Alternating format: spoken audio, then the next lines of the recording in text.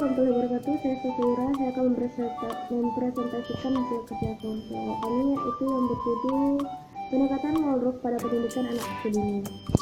Jadi di slide pertama sini ada sejarah sekolah Waldorf. Waldorf Steiner ini lahir tanggal 27 Februari 1891 di Claudius, Kroasia, seorang ilmuwan dan filsuf. Jadi salah satu teori Steiner yang terkenal adalah bahwa manusia memiliki kebijaksanaan yang melekat untuk mengungkap misteri dunia spiritual.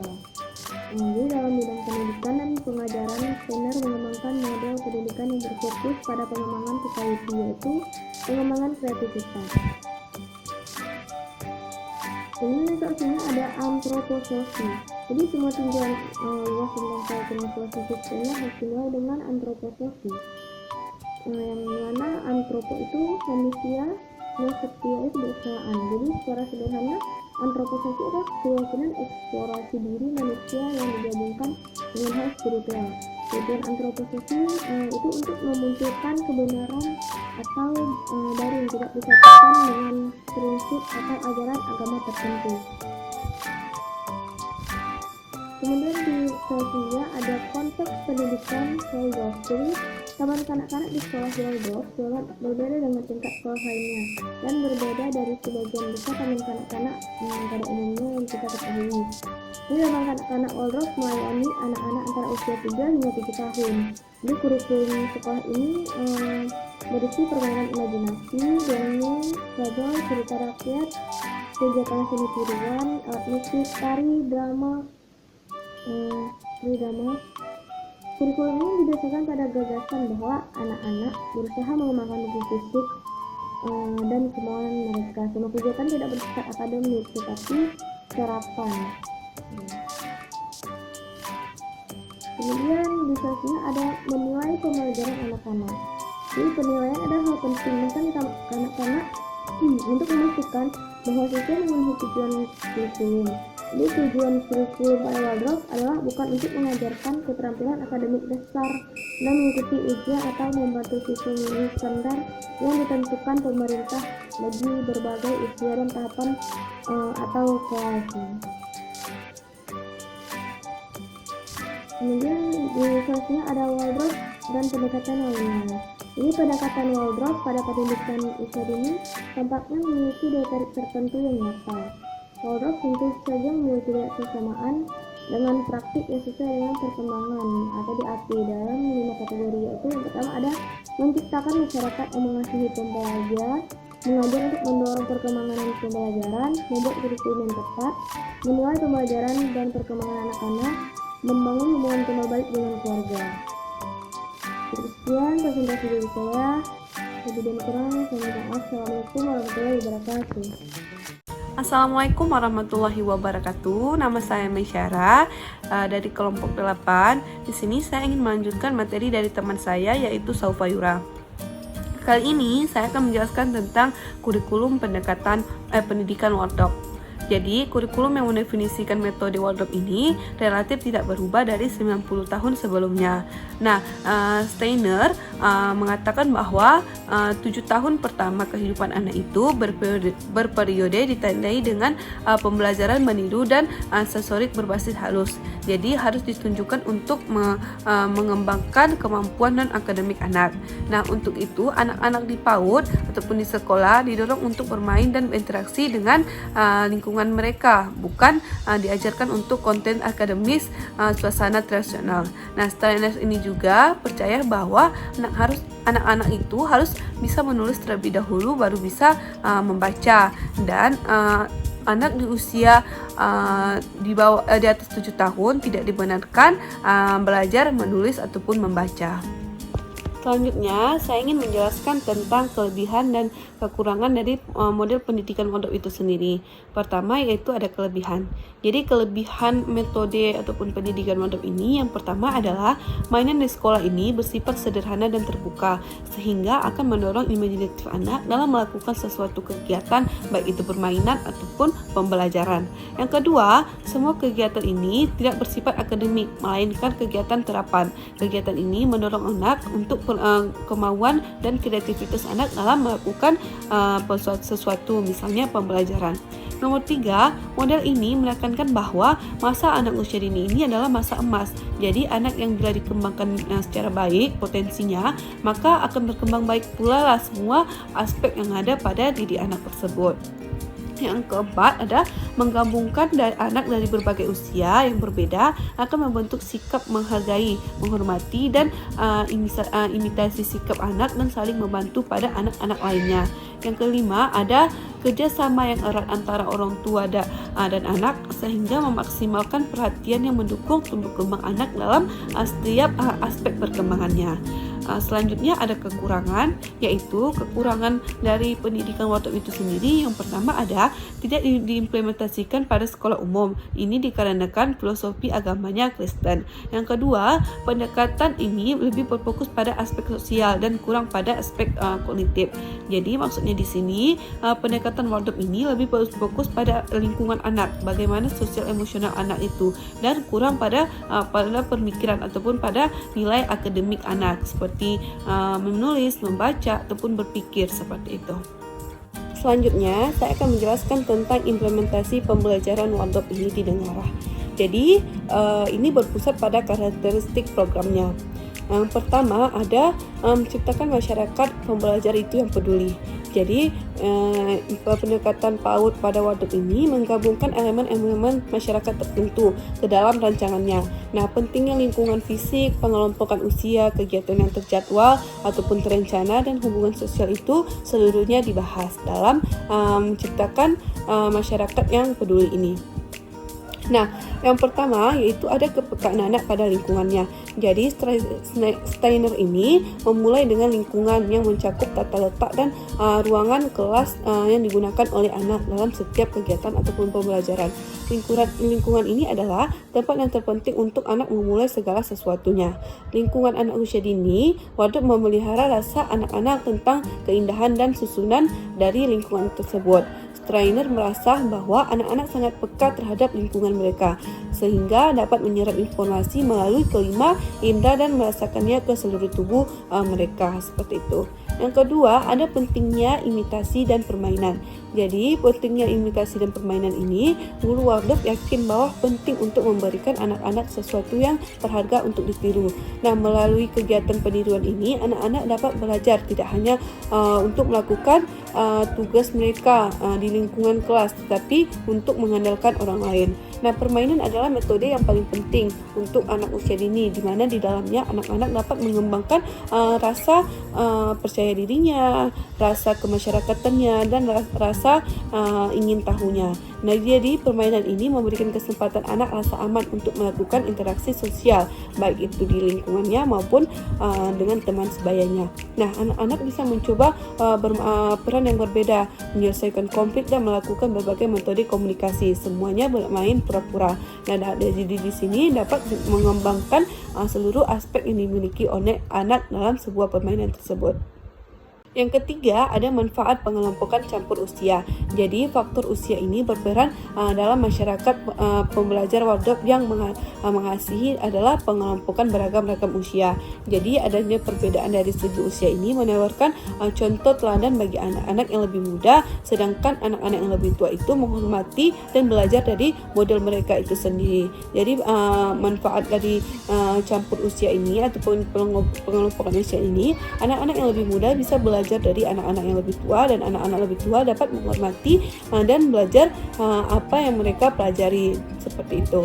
Yang keempat, ada menerapkan ritme dan rutinitas. Jadi wardrob ini berperan untuk membantu meningkatkannya rasa kemasyarakatan. Guru harus berusaha ataupun mendirikan sebuah kegiatan ataupun menerapkan rutinitas yang dilakukan setiap harinya ataupun setiap minggu maupun setiap pertahunnya. Jadi ada sesuatu rutinitas kegiatan yang setiap harinya itu dilakukan ataupun setiap minggu dan setiap tahunnya, seperti itu. Nomor 2, ada mengajarkan untuk mendorong perkembangan dan pembelajaran, yaitu ada 3 perasaan menyangkut tentang pendidikan anak usia dini yang disungkung oleh guru-guru wardrob. yaitu pertama ada penghormatan, antusiasme, dan pelindungan. Jadi penghormatan ini dapat diartikan sebagai sikap guru terhadap anak. Anak akan sangat lebih mudah dipengaruhi ataupun menyerap rangsangan dari lingkungan mereka melalui indera dan merasakannya ke seluruh tubuhnya. Dan penting bagi guru untuk memberikan rangsangan yang berguna bagi anak usia dini tersebut. Jadi menyadari bahwa seni mengajarkan itu memberikan banyak tantangan. Steiner ini mendesak agar orang-orang yang mengajarkan harus menerima peran mereka dengan antusias ataupun mereka memang profesional dalam bidang mereka seperti itu. Jadi tugas ketika seorang guru itu adalah memberikan pelindungan bagi semua anak yang mereka asuh baik secara fisik, emosional, sosial, dan psikologi anak tersebut. Nah, guru dapat memberikan lingkungan yang bebas dengan tekanan irama yang menyenangkan yang memungkinkan anak dapat benar-benar merasakan kesenangan ataupun kenyamanan dalam proses pembelajaran tersebut. Yang kedua, ada menyediakan lingkungan yang responsif. Jadi, pengajaran yang memberikan ruangan perkembangan dan pembelajaran ini mengharuskan guru menciptakan lingkungan yang menyenangkan dan responsif. Maksudnya di sini adalah keindahan estetis dan rasa hangat penerima dibahas sebelum melakukannya mainan dan materi yang disediakan oleh guru untuk anak. Jadi, bahwasanya mereka belajar ada kemungkinan yang terbatas, bukan mereka hanya belajar bahwa ada satu cara untuk benar untuk melakukan segala sesuatunya. Jadi guru harus menciptakan keindahan, kenyamanan dan lingkungan yang responsif untuk sebelum melakukannya materi ataupun melakukannya sesuatu kegiatan. Ketiga, ada hubungan anak-anak dengan pengalaman penginderaan. Jadi anak adalah organ indera secara keseluruhan, yang berarti bahwa anak-anak saling terkait dengan pengalaman penginderaan mereka. Jadi seseorang anak itu menyatu dengan perasaan karena itu sangat dipengaruhi oleh apa yang ditunjukkan oleh rasa itu, dan perkembangan psikologi dipengaruhi oleh lingkungan terdekat anak. Jadi anak juga bisa berinteraksi dengan lingkungannya dan mencari pelampiasan dengan cara-cara yang tidak diterima secara sosial. Jadi pendidikan Waldorf ini dengan lingkungan alaminya akan menyenangkan dan penangkal sifat muda bergairah yang sangat mudah dikuasai oleh anak. Selanjutnya ada 4, bekerja sama dengan teman sebaya. Jadi adalah bagian penting lainnya dalam perkembangan dan pembelajaran sehat yang dibantu dengan perkembangan oleh para guru. Jadi guru memberikan banyak kesempatan bagi anak untuk bermain dan bekerja sama. Baik itu jadi bekerja sama dengan teman sebaya ini adalah salah satu hal yang penting untuk meningkatkan perkembangan anak baik dari segi kognitifnya, sosialnya, dan lain sebagainya. Yang kelima ada belajar dengan melakukan. Jadi guru Waldorf mendorong anak-anak untuk menemukannya sendiri. Jadi saat anak memilih untuk terlibat dalam imitasi dan permainan, mereka akan melakukannya dengan sepenuh hati dan memperoleh jauh lebih banyak daripada mereka ditunjuk ataupun untuk melakukannya. Jadi di sini ada rasa inisiatif anak untuk melakukannya sendiri tanpa bantuan orang lain. Jadi kalau misalnya kita lebih menunjuk anak itu, anak akan lebih terpaksa dalam melakukan sesuatu kegiatan itu. Namun kalau misalnya dari sepenuh hati, anak akan lebih rasa senang, happy seperti itu dalam melakukan apa yang kita suruh. Nomor 6 ada tanggung jawab dan regulasi diri. Jadi salah satu tujuan kurikulum anak usia dini Waldorf ini adalah membantu anak-anak untuk mengembangkan rasa tanggung jawab dan regulasi diri. Dengan memilih, anak-anak dapat melatih dan mengendalikan diri mereka sendiri. Bagian terpenting dari pendekatan ini adalah mengenali bahwa perkembangan seseorang itu adalah perkembangan tanggung jawab dan pengaturan diri adalah dari sebuah proses. Agar ini terjadi, anak perlu waktu dan ruang yang cukup untuk berlatih, membuat pilihan dan mengendalikan kemandirian dan ketergantungan di bawah pengawasan sesama dan bimbingan orang dewasa. Jadi maksud di sini anak-anak ini dituntut diajarkan untuk merasa bertanggung jawab atas dirinya sendiri, dan itu membutuhkan waktu, ruang, dan kesempatan yang cukup ataupun pengalaman yang cukup sehingga anak bisa belajar dari pengalaman-pengalaman itu. Selanjutnya di sini ada nomor 3, yaitu membuat kurikulum yang tepat. Jadi kurikulum anak usia dini ini Waldorf dibuat untuk mendidik anak secara keseluruhan, kepala, hati, dan tangan. Nah, dengan demikian kurikulum tersebut berbicara tentang perkembangan aspek sosial, emosional, spiritual, moral, fisik, dan kecerdasan kecerdasan setiap anak. Yang pertama ada memelihara anak secara keseluruhan. Jadi kurikulum ini bisa dijelaskan hanya oleh beberapa kegiatan, tapi kedalaman yang dicapainya memerlukan pembahasan yang panjang dalam memelihara anak secara keseluruhan ini. Yang kedua ada mendorong perkembangan holistik. Jadi perkembangan sosial ini dipacu ataupun dilatih melalui permainan imajinatif. Konflik yang muncul dan anak-anak harus menyelesaikan penemuan dan jalan keluarnya. Nah, perkembangan emosional ini didukung dalam hubungan pribadi yang dikembangkan setiap anak dengan guru melalui persahabatan yang dibangun antara anak dan teman sebayanya. Jadi, anak-anak belajar memperoleh mengendalikan emosinya yang lebih besar dan perkembangan saat terjadi dalam lingkungan yang aman, terlindungi dan bebas tekanan. Nomor 3 ada menggabungkan berbagai jenis disiplin ilmu. Jadi melalui kurikulum Waldorf ini yang berisi permainan, imitasi dan seni cerita, anak juga memperoleh pengalaman dan berbagai jenis disiplin. Banyak sekolah saat ini berjuang untuk mengembangkan kurikulum yang terpadu. Guru seringkali menyamakan disiplin ilmu mereka. Sebaiknya guru atau Waldorf ini selalu mengajarkan matematika, sains, kesusastraan dan kesenian dan sebagainya adalah salah satu kesatuan yang teratur. Nah, landasan bagi kemampuan membaca, menulis dan berhitung misalnya diletakkan melalui pengalaman setiap harinya seperti pertunjukan boneka dan menata meja untuk saat makan makanan-makanan yang kecil seperti itu. Yang keempat ada mempertahankan keteguhan kecerdasan. Jadi komponen penting kurikulum adalah keteguhan dan kecerdasan. Karena anak-anak meniru tindakan orang di sekitarnya, maka guru harus melakukan tindakan yang pantas untuk ditiru oleh anak. Guru harus dapat mencontohkan tugas sehari-hari yang diperlukan dan merawat sekolah dan rumah, termasuk memperbaiki dan membersihkan, memasak dan mencuci.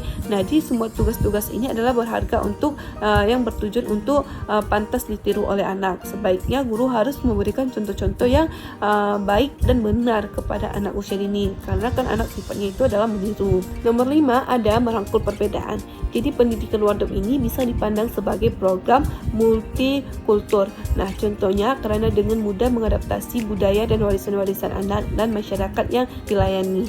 Jadi tujuan pendidikan Waldorf itu sendiri adalah menyediakan pendidikan menuju kebebasan. Jadi untuk anak-anak yang menjadi alasan mengapa tujuan adalah membantu anak-anak untuk mengembangkan penilaian mandiri yang kuat. Nah, jadi kurikulum Waldorf ini pada dasarnya merangkul perbedaan dan menciptakan keseimbangan yang mengasihi. Jadi adanya perbedaan dalam setiap anak ini yaitu menciptakan ataupun memberikan rasa kebebasan setiap anaknya dan menjadi anak lebih mandiri. Jadi kesimpulan dari materi kami kelompok 8 adalah pendidikan anak usia dini ini Waldorf ini menjelaskan tentang konteks dan karakteristik dari anak-anak, di mana setiap anak-anak harus melewati ataupun pencapaian tahapan perkembangan yang sesuai dengan usianya.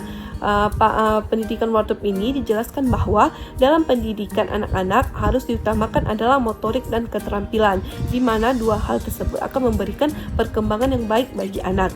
Nah, pendidikan anak usia ini menurut Waldorf tidak diutamakan masalah akademik dan menulis, karena pada masa tersebut kewajiban anak adalah bermain untuk mengasah motorik dan kreativitas anak. Jadi guru Waldorf ini harus memahami tentang hal tersebut. Guru ataupun Waldorf ini diwajibkan menghargai masa tahapan anak-anak dan harus membebaskan anak-anak dari hal akademik yang harus mengutamakan konteks dan karakteristik anak. Jadi sekian dari materi kami. Apabila ada kekurangan kami mohon maaf. Saya ucapkan terima kasih. Assalamualaikum warahmatullahi wabarakatuh.